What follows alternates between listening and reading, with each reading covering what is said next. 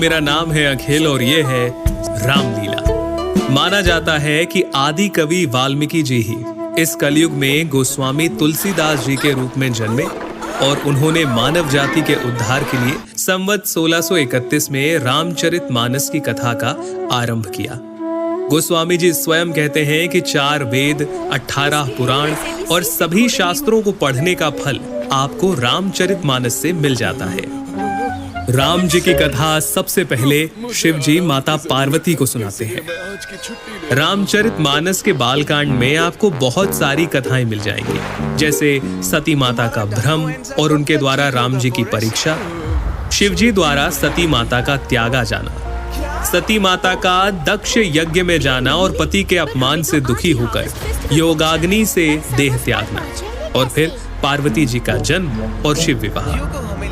परंतु राम जी के अवतार लेने के 2 मुख्य कारण रामचरितमानस में आप जान पाएंगे। पहला, मनु और शत्रुपा का 10,000 वर्षों तक का कठिन तप, जहां वो प्रभु से कहते हैं कि हमें आप जैसा पुत्र प्राप्त हो, जिसके उत्तर में करुणा निधान भगवान कहते हैं, ऐसा ही हो हे राजन, मैं अपना सामान कहाँ जाकर खोजूं? अतः स्वयं ही आकर तुम्हारा पुत्र बनूंगा।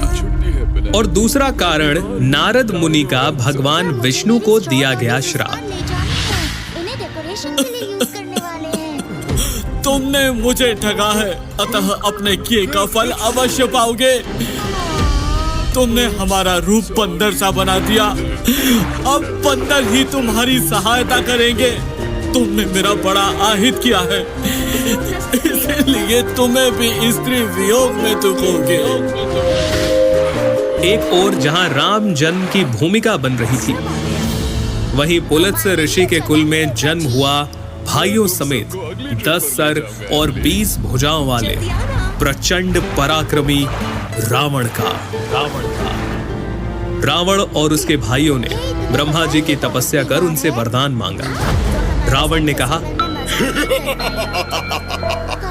हे जगदीश्वर, वानर और मानव, इन 2 जातियों को छोड़कर हम किसी के मारे ना मरे।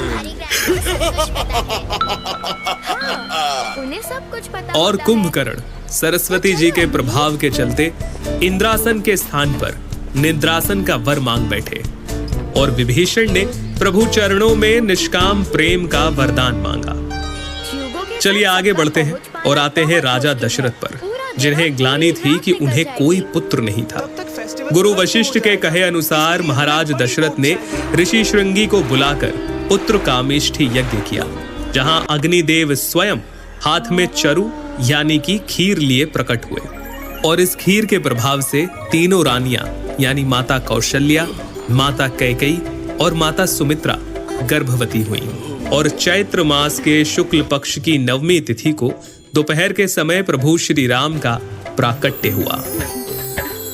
9वीं तिथि मधुमास पुनीता, 9वीं तिथि मधुमास पुनीता, शुक्ल पक्ष अभिजीत हरि प्रीता, मध्य दिवस अति शीत न घामा, पावन काल लोक विश्रामा। राम सिया राम बोलो, राम सिया राम बोलो, राम सिया राम बोलो राम। इसके आगे क्या क्या हुआ, प्रभु ने क्या क्या लीलाएं की, हम आपको जरूर बताएंगे। बालकांड से लेकर उत्तरकांड तक सिर्फ रामलीला में। कोई क्योर नहीं है, वो अपने आप ही